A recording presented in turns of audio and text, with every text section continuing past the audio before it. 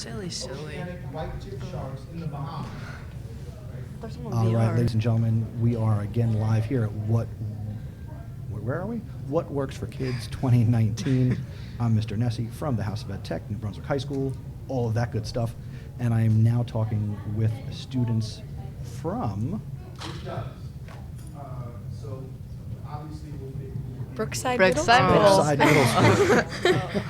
I just want everybody to relax a little bit. There you go. And they are here at the conference. They did or have done a study and design. You can see it in the background on the camera that they can't see. It is all about wind turbines. So first, let's go around from my left to my right, and let's introduce everybody who's here. Hello, I'm Kevin. I'm Sarah. I'm Marlo. I'm Leanne. I'm Ryan. I'm Grace. All right. So, who wants to tell me why you're here and what you presented on? So we did a project for about 3 months building wind turbines, and we just came to kind of show them off and explain what the process was with the teamwork and things like that. Why wind turbines? What is the larger project at play here? At middle school, what's the program? Why does this exist?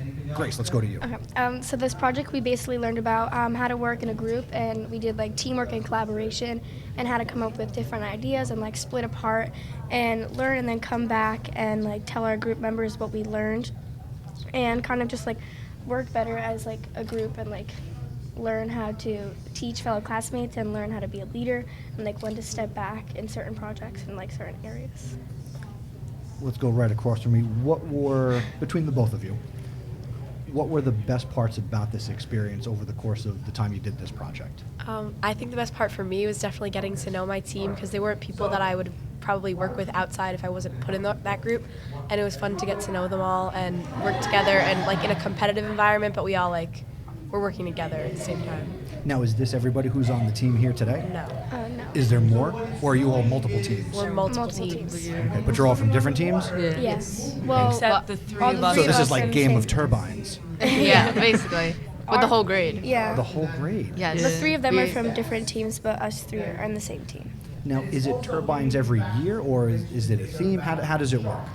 Well, this is actually a pretty new project. This is the second year for this whole game of turbines, and this year it was is similar to the one as last year, and basically we were just split up into teams and we had to build these wind turbines.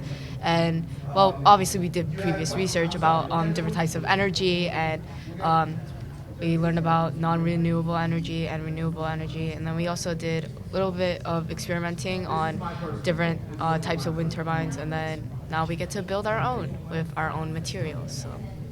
Now, do you think, and what's your first name again? Kevin. Kevin, do you think this project is just about turbines and renewable energy, or do you think there's something more to this project?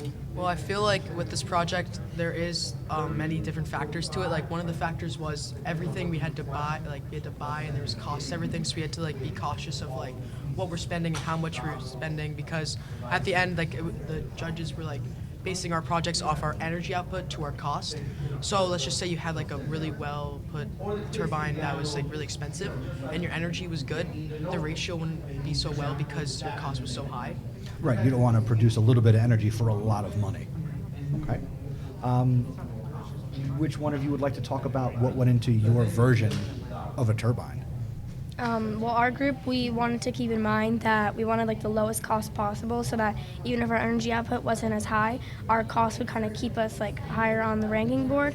Since every time that we did like a redesign, we wanted to keep in mind that, okay, we want the lowest cost, what materials cost the least, but when we split up into groups, we also tested like different, like how far away from the fan should it be, like what should the pitch be, what material blade should we use, and certain materials that we got were free, so we wanted to make sure that we were incorporating like as much of that as possible to try and keep our costs low but still have a decent amount of energy output. What class was this through? Science. Science. What is, you guys, 7th graders, 8th graders? 8th. What is 8th grade science at your school?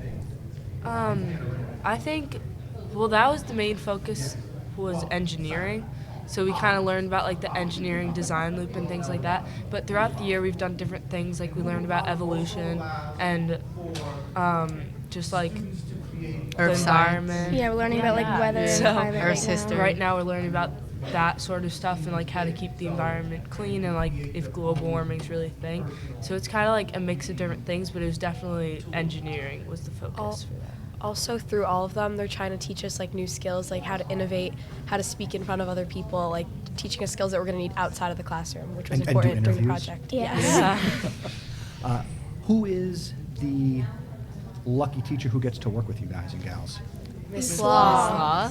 Can we get her in here?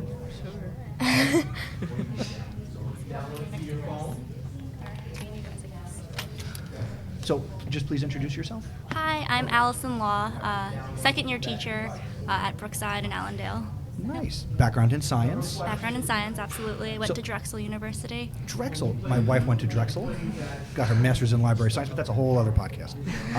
So, Miss Law, obviously being a science teacher, being young, being innovative yourself as an educator, where did this project come from?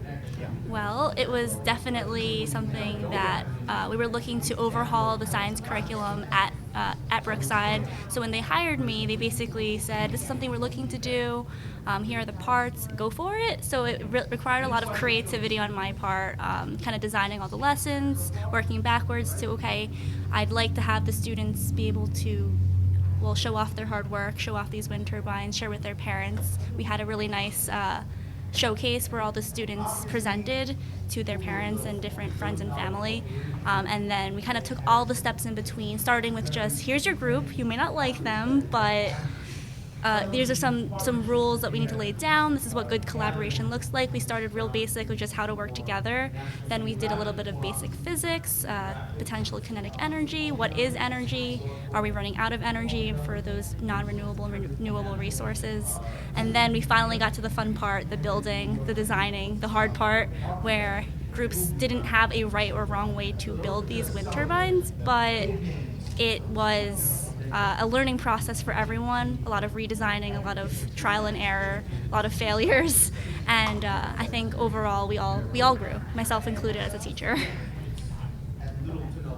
As you reflect on this experience for this year, again, from the teacher perspective, what changes or obstacles will you tweak and change to improve it for next year's students? So it's always a learning process. I'm still a very new teacher, but I'm always looking to create new structures so that when students do run into problems, they have the tools they need to get out of them or work around them and learn from them.